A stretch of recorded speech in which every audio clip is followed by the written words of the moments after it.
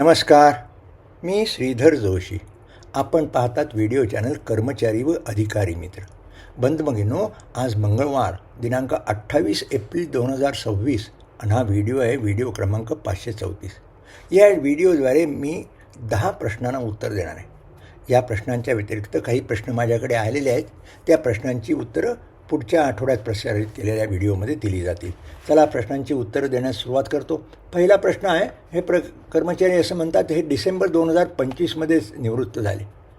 1 जानेवारी 25 ते 31/12/25मध्ये मुख्याध्यापक म्हणून त्यांनी काम केलेलं आहे आणि त्यांना 1 जुलैची वेतनवाढ मिळाली होती, पण पुढची 1 वर्ष सेवा झाली नाही म्हणून 1 जानेवारी 2026ची काल्पनिक वेतनवाढ मिळालेली नाही.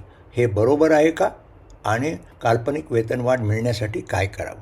आपल्याला एवढं सांगतो की काल्पनिक वेतनवाढ मिळण्याकरता कर्मचाऱ्याची 1 वर्ष सेवा झालेली असणं आवश्यक आहे. शासनाने जी 1 जुलै आणि 1 जानेवारीला जी काल्पनिक वेतनवाढ करायची आहे त्यासंबंधी जे शासन निर्णय निर्गमित केलेले आहेत त्या निर्णयामध्ये त्यांनी स्पष्ट म्हटलेलं आहे की अशी काल्पनिक वेतनवाढ कोणाला दे? ज्यांची सेवा 1 वर्ष झालेली आहे अशांनाच ती कारण ती वार्षिक वेतनवाढ आहे. त्यामुळे 1 वर्ष सेवा झालेल्याच मनास मिळेल.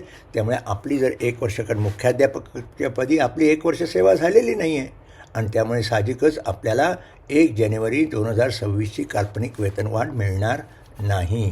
चला प्रश्न क्रमांक 2. हे प्रश्नकर्ते आहेत, शिक्षक म्हणून हे सेवानिवृत्त झाले. यांचं म्हणणं आर्थिक अफरातफरीबाबत यांच्यावर गुन्हा दाखल झाला. त्यांना अटकपूर्व जामीन देखील मंजूर झाला, पण 31 मार्च 2026 रोजी ते सेवानिवृत्त झाले तरी त्यांच्यावर कुठली शिस्तभंग विषयक कार्यवाही झालेली नाही. पण पेन्शन प्रकरण पाठवायला टाळाटाळ करीत आहेत. तात्पुरती पेन्शन मिळायला काय हरकत आहे? अगदी बरोबर. आपल्याविरुद्ध गुन्हा दाखल झालेला आहे म्हणजेच आपण सेवानिवृत्त झाला त्या तारखेला आपल्याविरुद्ध फौजदारी कार्यवाही प्रलंबित आहे. विभागीय चौकशी प्रलंबित नाही हे जरी असलं पण फौजदारी कार्यवाही प्रलंबित असल्यामुळं आपलं नियमित निवृत्तीवेतनाचं प्रकरण पाठवता येणार नाही. परंतु आपल्याला निश्चितच तात्पुरती निवृत्तीवेतन मिळणं आवश्यक आहे. आपण तातडीने आपण जिथून सेवानिवृत्त झालात त्यांना तात्पुरत्या निवृत्ती मिळण्यासाठी अर्ज करा. त्यासाठी काय जी माहिती वगैरे द्यायची असेल ती माहिती द्या आणि तात्पुरतं निवृत्तीवेतन मिळालं नाही तर त्याच्यासाठी आपल्याला न्यायालयी ती दाद मागावी लागेल. अशा पद्धतीचं पत्र आपण कार्यालय प्रमुखांना द्या. आपल्याला तात्पुरतं निवृत्तीवेतन मिळणं आवश्यकच आहे, नियमानुसार मिळालाच पाहिजे. प्रश्न क्रमांक 3. यांचं म्हणणं आहे हे 1991मध्ये सेवेत आले. 2007मध्ये यांना 3रं मूल झालं तर पदोन्नती मिळण्यात अडचण काही होईल का? तर पदोन्नती मिळण्यात काही अडचण होणार नाही. ही वस्तुस्थिती आहे की आपल्याला 3रं मूल झालं त्यामुळे जेव्हा आपण सेवेमध्ये आलात पण आपण 91मध्ये लागलेला आहे त्यामुळे 2005 पूर्वी आपल्याला जे नियम आलेले आहेत लहान कुटुंबाचं प्रतिनिधिमन त्याच्यापूर्वी आलेले आहेत. त्यामुळे आपल्याला ह्या नियमाखाली काही ज्या अटी वगैरे शर्ती त्या काही लागू होणार नाहीत आणि पदोन्नतीसाठी कुठलीही अडचण येणार नाही. अर्थात पदोन्नतीसाठी गोपनीय अहवाल वगैरे योग्य असले पाहिजेत हे आपल्याविरुद्ध कुठलीही विभागीय चौकशी किंवा फौजदारी कार्यवाही प्रलंबित असता कामा नये. चला प्रश्न क्रमांक 4. या प्रश्नकर्त्यांचा हा आश्वासित प्रगती योजनेचा संबंधाचा प्रश्न आहे. प्रश्न फार इंटरेस्टिंग आहे. सर्वांना ज्याच्यासंबंधी उत्तर जे आहे दिलं जाणार आहे त्यांनी सर्वांनी लक्षपूर्वक ऐकून घेण्याची आवश्यकता आहे. यांचं म्हणणं आहे की यांना 1/1/2016ला आश्वासित प्रगती योजनेचा लाभ मिळाला. आता प्रगतीला लाभ मिळाला पहिला, त्यानंतर पदोन्नती त्यांची झाली 14/9/2021ला झाली. म्हणजे आश्वासित प्रगती योजनेचा लाभ 1/1/2016 मिळाला पण त्यांना जी नियमित पदोन्नती ती 14/9/2021ला झाली, परंतु त्यांनी ती पदोन्नती नाकारली. आता पदोन्नती नाकारल्यावर काय? शासनाच्या नियमाप्रमाणे पदोन्नती जर नाकारली तर आश्वासित प्रगती योजनेचे लाभ काढून घेतले जातात पण त्याच्यासाठी जे पैसे दिले जातात त्याची मात्र वसुली केली जात नाही. पण ही वस्तुस्थिती की 14/9/2021ला तुम्ही पदोन्नती नाकारली आणि पदोन्नती तुम्ही केव्हा घेतलीत? 2025मध्ये घेतली. म्हणजे थोडक्यात आपण जे 4 वर्ष 21 ते 25 ह्या जो काळ आहे सुमारे 4 वर्षाचा, या 4 वर्षाच्या काळामध्ये स्टॅग्नेशन नसताना आपल्याला कारण काय आपण नाकारलेलो होतो आपल्याला पदोन्नती दिल्यामुळे. त्यामुळे त्याचा आश्वासित प्रकरणाचा 4 वर्षाला लाभ मिळणार नाही आणि म्हणून तो जो 4 वर्षाचा काळ आहे तो लक्षात घेऊन आपल्याला 1/1/2026च्या ऐवजी आपल्याला 2030मध्ये आश्वासित प्रगती योजनेचा लाभ मिळू शकेल. अधिक काही आपल्याला यासंबंधी शंका असतील तर जरूर विचारा. आपण त्याप्रमाणे अर्ज तर करा आणि मग काय त्यांचं उत्तर तर तेही जरा मला कळवा. मग जरूर तर आपल्याला वित्त विभागाकडून देखील याच्यासंबंधी मार्गदर्शन घेता येईल. पण मी जे उत्तर देतो आहे हे केंद्र शासनाची जी मॉडिफाईड ॲश्युअर्ड करिअर प्रोग्राम खालची जी स्कीम आहे त्यामधल्या ज्या मार्गदर्शक सूचना आहे त्या विचारात घेऊनच मी आपल्याला सांगितलं आहे की ज्यावेळेस तुम्ही 21 ते 25 यामध्ये आपण नाकारलात, ज्या म्हणजे 4 वर्ष आपल्याला आश्वासित प्रगती योजनेचा लाभ मिळता येणार नाही आहे, म्हणूनच तो 4 वर्ष तुमची पुढची आश्वासित प्रगतीना 4 वर्षांनी नंतर तो लाभ मिळेल. चला प्रश्न क्रमांक 5 यांचं म्हणणं आहे कर्मचारी निलंबित होऊन 6 महिने झाले निर्वाह भत्ता दिला नाही. पहिले 3 महिने कार्यालयात हजर राहून हजेरीपटावर सही केली, निर्वाह भत्ता दिला नाही. वारंवार अर्ज केले, वरिष्ठांना अपील केले परंतु उत्तर नाही. मेडिकल सर्टिफिकेट दिले तर रजा मंजूर करून निर्वाह भत्ता देतो असे सांगतात. ऐकण्यास तर नाहीत. कोर्टात जाणे योग्य राहील का? आपल्याला पहिल्यांदाच मी सांगतो की आपल्या कार्यालयातून हे अशा प्रकारची जी वागणूक देते याचा अर्थ तुमच्या कार्यालय प्रमुखांना नियमांची काहीही माहिती दिसत नाही. आपण जर पुस्तक जे महाराष्ट्र नागरिक सेवा शिस्त अपील नियम जे पुस्तक प्रसारित केलं ते जर घेतलं असेल तर आपण त्या निलंबनच्या विषयी जी माहिती दिली आहे ती आपण कार्यालय प्रमुखांना द्या. मी मागे आपल्यालाही विनंती केली होती की आपण हे पुस्तक घेऊन तुमच्या कार्यालय प्रमुखांना द्या आणि तुमचे जे आस्थापनाविषयक बाबी हाताळणारे कर्मचारी निलंबित झाला तर त्याला निर्वाह भत्ता देणं भाग आहे.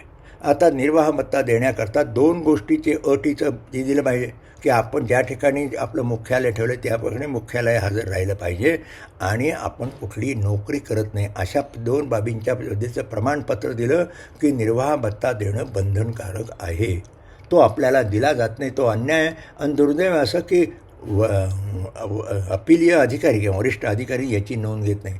आणि पुढचं म्हणजे त्यांनी तर आणखी कमालच केली तुमच्या कार्यालयाने की तुम्ही मेडिकल सर्टिफिकेट द्या आणि रजा मंजूर करून निर्वाह. ही अत्यंत चुकीची कारवाई आहे. निलंबन मध्ये निर्वाह भत्ता दिलं जाणं आवश्यक आहे. निलंबन काळ हा रजा धरायचा का निलंबन काळ काय करायचा वगैरे हा आपल्याविरुद्धची जी विभागीय चौकशी पूर्ण झाल्यानंतर आपण सेवेची पुनर्स्थापना झाल्यानंतर त्याचा निर्णय करता येईल. आणि त्यामुळे आपल्यावर अन्याय होत आहे. आता अन्यायाची तड लागण्याकरता आपण न्यायालयात निश्चित जाऊ शकता पण न्यायालयाचे खर्च वगैरे खूप होतो आणि म्हणून आपल्याला विनंती राहील की आपण सविस्तर एक अर्ज देऊन जे अपीलीय अधिकारी आहेत किंवा वरिष्ठ अधिकारी आहेत त्यांच्याकडे जाऊन प्रत्यक्ष जाऊन भेटा आणि कार्यालय प्रमुखांना देखील अर्ज देऊन आपली बाजू मांडा. चला पुढच्या कर्जा दिला. या प्रश्नकर्त्या म्हणणं आहे की अपॉइंटमेंट दिली आहे, कुठं भेटायचं त्यांना पत्ता दिला. अपॉइंटमेंट आपल्याला दिली असेल तर मी मंगळवारी भेटतो कुठे? यशवंतराव चव्हाण विकास प्रशासन प्रबोधिनी बाणेर रोड पुण्यामध्ये माझं हे कार्यालय आहे. तिथे जर आपल्याला अपॉइंटमेंट तिथे घ्या.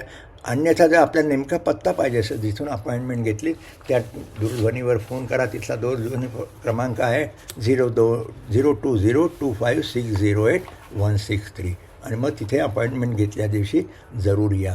प्रश्न क्रमांक 7 हा प्रश्न देखील फार एक महत्त्वाचा आहे.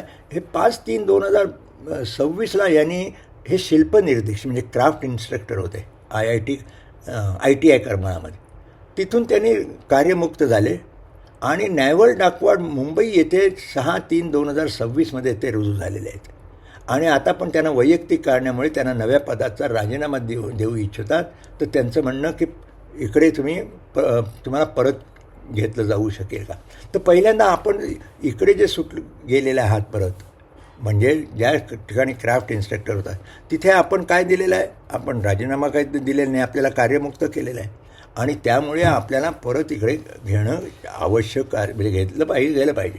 आता आपण म्हणतात की राजीनामा परत होऊ शकतो. आता आपल्याला राजीनामा कुठला 90 दिवसाच्या आत आपण काय आपल्या पूर्वीच्या सेवेचा राजीनामा दिला आहे का?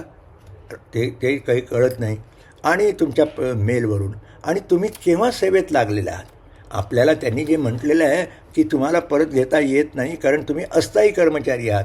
आता अस्थायी कर्मचारी आहात तर आपल्याला माहिती आहे आपली सेवा किती झालेली आहे. आपली जर सेवा झालेली असेल तर याकरता एक शासनाचं जे परिपत्रक आहे, जर 3 वर्ष सेवा झाली असेल तर 15 सप्टेंबर 2000चं एक परिपत्रक आहे. ते परिपत्रक आपण पहा. त्या हे परिपत्रक कुठे मिळेल? कर्मचारी मित्र या व्हिडिओ चॅनलच्या व्हिडिओ 414 बरोबर हे परिपत्रक दिलं आहे. ते परिपत्रक डाउनलोड करून घ्या आणि त्या परिपत्रकाचा आपण जरा अभ्यास करा. आणि त्याबरोबर मी सांगितलं, हा राजीनाम्याचं तुम्ही जे 9 मे 2022चा निर्णय कोट केलेला आहे आपल्या मेलमध्ये, ते देखील व्हिडिओ 422 बरोबर आहे. तो पुन्हा एकदा ते परिपत्रक पहा. आणि MCS पेन्शन रूलचा नियम 46 आहे, तोही देखील पाहण्याचा प्रयत्न करा. आणि केव्हा सेवेत आलात, कारण आपल्याला ते म्हणतात तुम्ही अस्थायी आहात, तुम्ही काही स्थायी प्रमाणपत्र, आपली 3 वर्ष जर सेवा झाली असतील तर स्थायी प्रमाणपत्र देणं बंधनकारक आहे. आणि ते त्यांनी का नाही दिलं? पण म्हणून मी सांगितलं, हे जे परिपत्रक आहे 15 सप्टेंबर 2000चं ते पहा, म्हणजे मग आपल्या प्रश्नाची उकल होऊ शकेल आणि आपल्या प्रश्नाचं उत्तर मिळू शकेल. चला पुढल्या प्रश्नाकडे वळूया. हे जिल्हा परिषदेमध्ये कार्यकार करत 8 महिन्यापासून ज्यांच्या घरी लहान मुलांचा सांभाळ करण्याकरता त्यांनी रजेवर गेलेले आहेत. मी दीर्घ रजा चुकत नाही म्हणून कार्यालयात रुजू करून घेतले जात नाही. आता आपण हे तर खरं आहे की आपल्याला किती रजा घ्यायची, रजा काही आपला हक्क नसतो. रजा देणं हे कोणाचं हे डिस्क्रिप्शन आहे आपल्या कार्यालयाप्रमाणे. पण आपण म्हणतात दीर्घ रजा घेतली नाही म्हणजे काय, तुम्ही गैरहजर आहात कामावरून.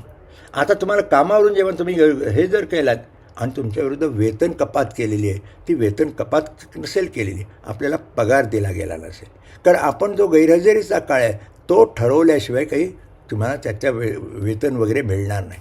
आता आपल्याला हजर करून घेता येत नाही म्हणता, त्याप्रमाणे आपण इतके 8 महिने जवळजवळ त्याच्यामध्ये रजेवर आहात, तर आपण जेव्हा जाल तर आपल्याला फिटनेस सर्टिफिकेट सादर करणं जरूर आहे.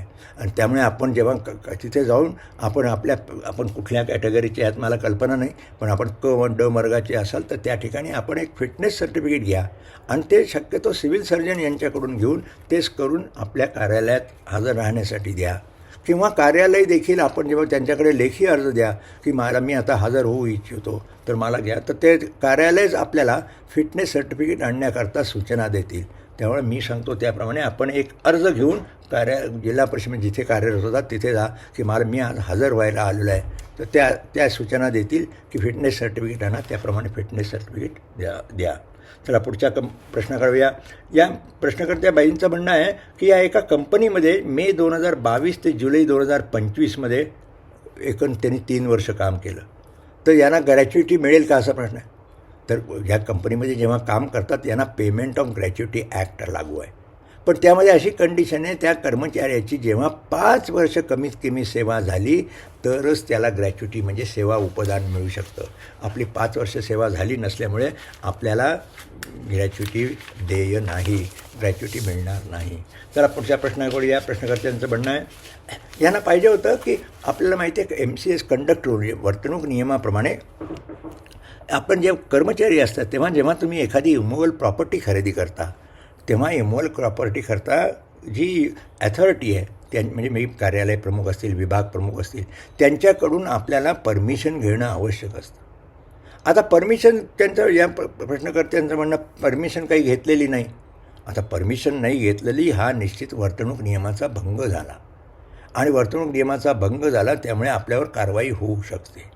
त्यामुळे पण आता काय असतं, एखाद्या ठिकाणी आपण आपल्या योग्य अशा स्रोतातून म्हणजे आपल्याला मिळणारी जी कुठली ब्लॅक मनीची न घेता व्हाईट मनी खर्च करून जेव्हा आपण एखादी स्थावर घेतली गेली असेल पण त्याच्यासाठी जर परवानगी घेतली नसेल तर ही बाब तातडीने आपण कार्यालय प्रमुखांना किंवा जी अथॉरिटी दिलेली आहे MCS कंडक्ट रूलप्रमाणे आपल्या विभागामध्ये तर त्याप्रमाणे त्यांना कळवा की बाबा असं मी केलं आहे पण मला काही नेमकी माहिती नव्हती म्हणून माझं कळवायचं राहिलं आणि मग ताबडतोब कळवा. कारवाई मात्र होऊ शकेल, पण कारवाई होण्याकरता कदाचित ठपका ठेवणं वगैरे होऊ शकेल. अर्थात तुम्ही एकदा रिटर्न फाईल केल्यानंतर त्या संदर्भात कुठे काही तक्रारी वगैरे झाल्या असतील तर मग मात्र आपल्याकडून ती प्रॉपर्टी घेतल्याचा स्रोत काय आहे वगैरे याची देखील चौकशी होऊ शकते. पण तुमचा त्या प्रश्न असा आहे की कुठल्या नमुन्यामध्ये ही माहिती द्यायची. तर आपण जलसंपदा विभागाने जो फॉर्म प्रिस्क्राईब केला आहे त्या फॉर्ममध्ये देखील कारण आपण जलसंपादन विभागामध्ये नाही आहे आपल्याला माहिती द्यायची, पण तो जो फॉर्म आहे MCS कंडक्ट टूलमध्ये असा काही फॉर्म प्रिस्क्राईब केलेला नाही, तेव्हा तुम्ही त्या फॉर्ममध्ये माहिती जरूर द्या. मित्रांनो, आज 10 प्रश्नांची उत्तरं दिली.